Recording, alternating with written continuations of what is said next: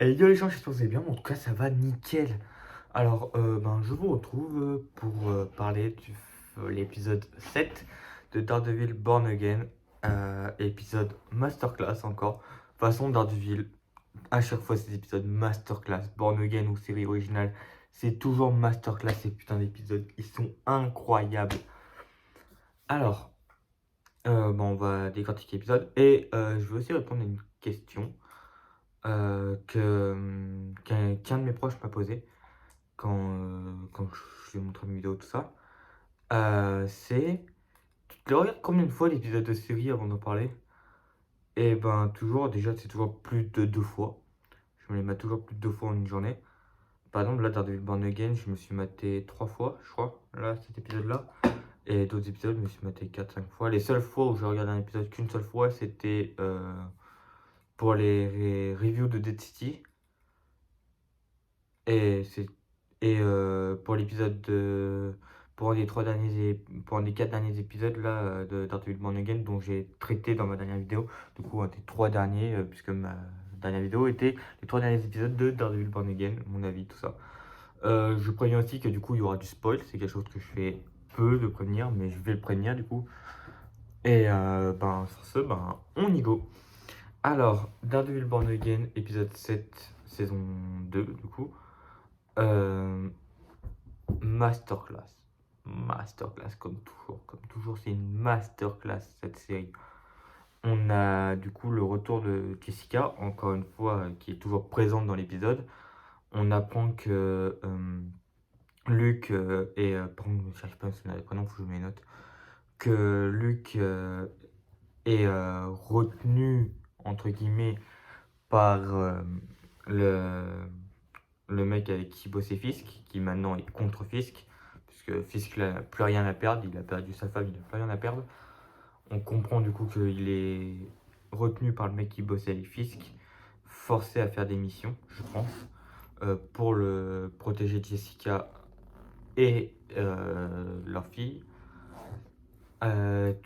Ensuite, du coup, on sait aussi qu'il sera dans la saison 3, hein, puisqu'il y a l'acteur qui a leaké une photo où on voit Matthew en habit de prisonnier, Karen et du coup lui et Luke Cage.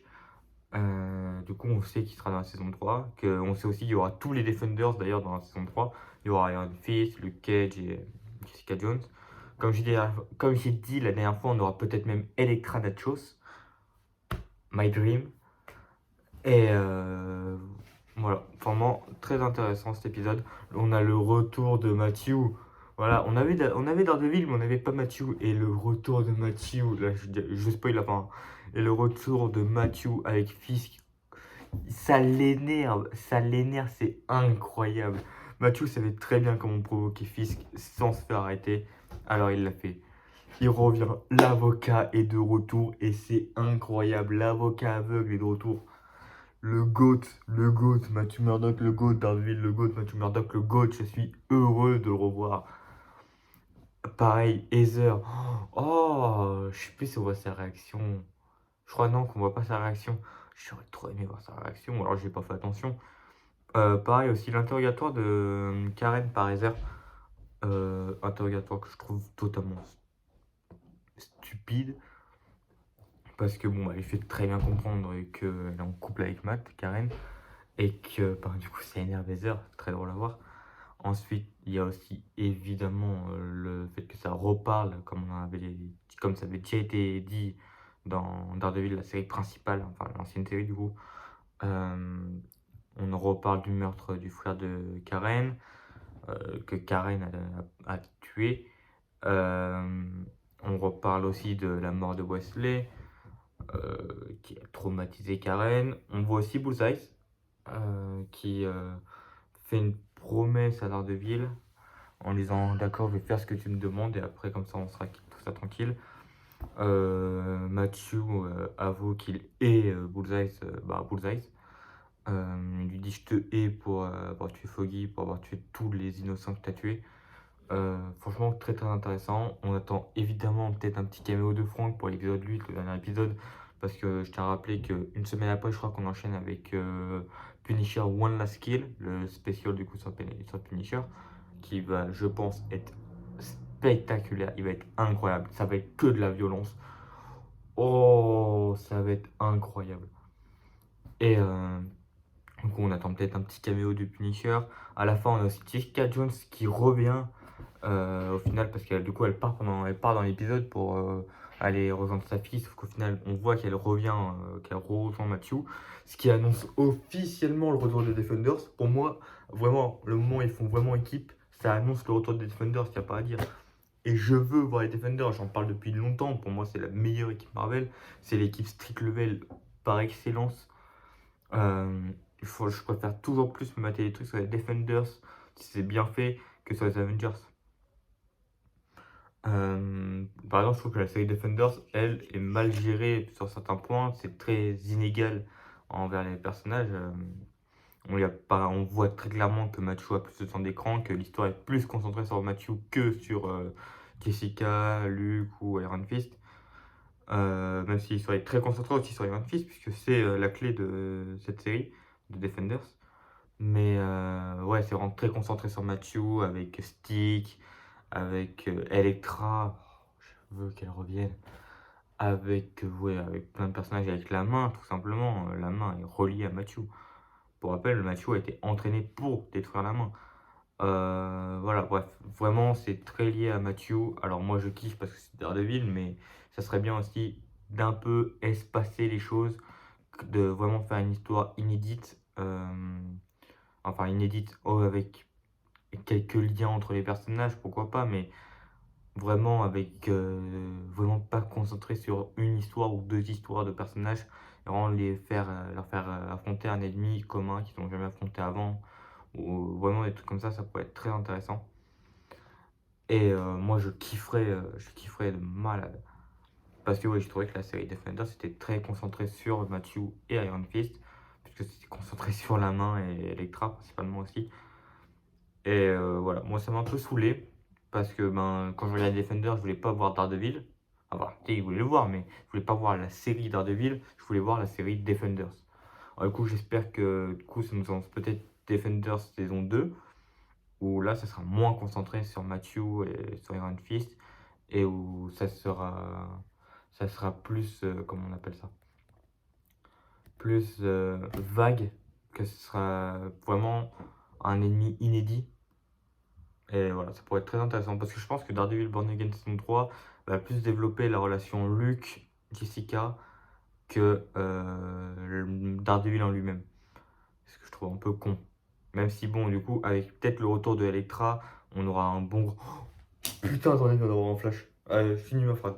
Peut-être qu'avec le retour d'Electra, on aura vraiment une bonne partie de Daredevil aussi. Maintenant, avec le flash que je viens d'avoir, j'ai deux théories pour le retour d'Elytra s'il revient en saison 3 de Born Again, comme a dit Daniel RPK, enfin, comme il a dit que ça allait sûrement arriver. Premièrement, c'est possible qu'elle soit en tôle, dans la même tôle que Matthew. Je m'explique. On peut apercevoir du coup la prison de Matthew dans le post Instagram de l'acteur de Luke Cage, qu'il a supprimé depuis, hein, mais trop tard ça a fuité. Et beaucoup de gens disent que ça ressemble beaucoup à la prison de Spider-Man Brand New Day qu'on peut voir dans le trailer. Ma théorie vient donc que dans cette même prison, on peut voir la main. Pour moi, la main, c'est évidemment un rapport avec Daredevil, un rapport avec Elektra, même dans les comics, Elektra est très liée à la main aussi, et un rapport avec, évidemment, Iron Fist. Mais, je me dis, si la main serait là, ce serait, oui, certes pour Daredevil, et même si Daredevil est un ennemi redoutable pour la main, il est déjà vaincu plusieurs fois. Mais est-ce qu'ils enverraient vraiment autant de monde pour lui uniquement? Je me dis c'est possible qu'il y ait Elektra dans la même tôle et que du coup ben, Matthew s'échappe de tôle avec Elektra. Ou alors c'est Elektra qui va apprendre que Matthew est en tôle, parce qu'on sait pas où elle est Elektra. Elektra va apprendre que Matthew est en tôle et elle va venir libérer Matthew. Sauf qu'il y a les Defenders qui vont arriver en même temps et ils vont s'affronter par rapport au fait que ben, eux pensent qu'elle est méchante. Alors que je pense que cette fois on aura une Elektra gentille. Comme dans Daredevil saison 2, je crois, où elle est gentille. Je crois que c'est bien la saison... Non, attendez. Elle meurt en saison 2. Elle meurt en saison 2. Puisque Daredevil Born Again... puisque Defenders se passe après la saison 2 de Daredevil. Et, la saison 3 de Daredevil reprend sur les événements de Defenders, sur le moment où Matthew se réveille dans l'église, où ils se rentraînent, tout ça. Oui, oui. Et pareil, un problème de Defenders, c'est que c'est vraiment une transition pour Daredevil saison 3. Et bon, ça, c'est con. Et du coup, peut-être que Elektra viendrait sauver Matthew, et que Karen, qui connaît Elektra, peut-être essaierait de comment on appelle ça, de calmer la tension entre les Defenders, Luke, Iron Fist et Jessica, et du coup Elektra. Et tandis que Matthew, lui, va attendre que quelqu'un vienne le libérer, ou alors va aussi essayer de calmer la tension. Et pour moi, la vraie tension, en vrai, ce sera plutôt entre Karen et Elektra, par rapport au fait qu'Elektra est amoureuse de Matthew, en tout cas jusqu'aux dernières nouvelles, que Karen est amoureuse de Matthew. Et que Matthew, le problème, c'est que Elektra, c'est son grand amour. En vérité, c'est son grand amour. À chaque fois qu'il la voit, il tombe amoureux d'elle, à nouveau. Alors bon, parce que je tiens à vous rappeler que Daredevil saison 1, du coup, je crois, oui, ou saison 2, je sais plus, Matthew revoit Elektra, on apprend comment ils se sont rencontrés, tout ça. Il essaye de ne pas lui parler, c'est saison 2. Il essaie de ne pas lui parler, tout ça. Enfin, vraiment de rester distant avec elle. Ils finissent dans le même lit, à s'embrasser, à Ken et à ressortir ensemble. Voilà, et c'est en fait un peu la même relation avec Karen. Et moi, j'avoue que Karen m'énerve. Voilà, là on va aller sur un sujet important. Karen m'énerve. Je ne supporte pas ce personnage-là. Elle est très instable. Et pour moi, Karen, c'est le meilleur moyen de bien développer, c'est d'en faire une antagoniste. Vraiment, d'en faire une ennemie de Matthew. Ça pourrait être intéressant de malade de faire ça. Par rapport au fait qu'elle n'hésite pas à tuer. Parfois, elle veut tuer, elle a voulu tuer Bullseye, elle a voulu tuer Vanessa, elle a voulu tuer Wilson, elle veut tuer les ennemis. Alors je pense que ça pourrait devenir peut-être une antagoniste ou une anti-héros, mais en tout cas la relation avec Matt se terminerait car je pense qu'elle tuerait. Je pense qu'elle irait tuer sans aucun problème. Un peu à la Punisher. Sauf que le Punisher il est pareil. Oh, bon. Mais voilà, du coup je pense que ça c'est possible. Et moi ça me ferait plaisir parce que Karen je la supporte plus. Elle m'insupporte. Mais voilà, du coup ça c'est mes petites théories, comme d'hab, j'en fais toujours. Et ouais, vraiment j'ai hâte de voir les trains. Et du coup mon avis sur l'épisode en général, du coup je l'ai déjà dit, c'est incroyable. L'épisode après il n'est pas si intéressant que ça. On voit le seum de Fisk, on voit sa tristesse, sa colère et qu'il n'a plus rien à perdre. On voit aussi que du coup il est sur le point de perdre la ville, que la ville est contre lui maintenant. Aussi il y a, comment il s'appelle, le pote de Bibi. Putain, je l'aurais pas. Il me fait penser à Wesley un peu. Mais physiquement, hein. Parce que sinon, celui qui me fait le plus penser à Wesley, c'est Brock, je crois qu'il s'appelle Brock. Le nouveau garde-corps de Fisk. Si bon, on en a pas besoin, hein. Parce que bon, on a très bien vu que c'est pas lui qui était sur le point d'agir quand il s'est fait tirer dessus par Bullseye. C'était vraiment Matthew qui s'est dit bah non, allez, quitte à crever, je me sacrifie pour Fisk. Après, c'est Matthew. C'est son pire ennemi, hein, quand même, je t'en rappelle.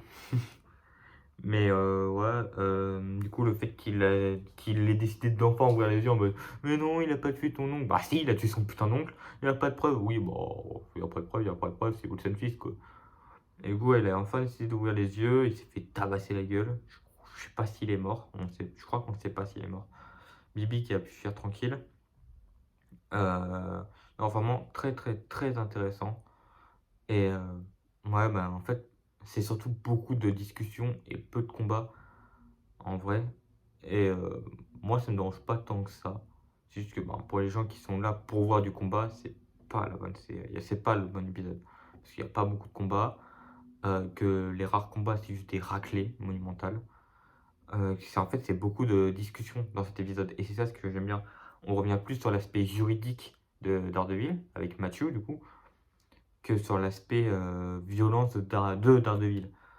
Et moi j'aime beaucoup ça, parce que j'aime beaucoup le côté juridique de Matthew. C'est une des choses que j'avais le plus aimé dans la saison 1 de Daredevil Born Again. Le début, c'est vraiment que de l'avocat, et ça j'avais kiffé. Et moi, du coup, j'étais bien content de voir Matthew. Par contre, j'ai vraiment l'impression que l'acteur, il s'est fait ruiner la coupe de cheveux. Et c'est moi qui ose le dire, hein. Mais non, j'ai vraiment l'impression qu'il s'est fait niquer sa coupe de cheveux là, quand il revient en tant que Matthew Murdock. Je sais pas comment il essaie de se coiffer, mais c'était mieux quand il se coiffait pas. Après, bon, bah, il peut pas se présenter au barreau sans être coiffé. Mais ouais, le retour de Matthew, incroyable. La réaction de Fisk, il passe de son air assuré en mode c'est bon, je vais retrouver la ville, à quand il y a Matthew qui arrive, tout le monde fait oh. Et lui, il est comme ça. Il se chie dessus. Il tremble, comme a dit Karen, il tremble de peur. C'est vrai, il a peur de Matthew, il a peur de Daredevil. Il s'est déjà pris Daredevil en pleine tronche plusieurs fois.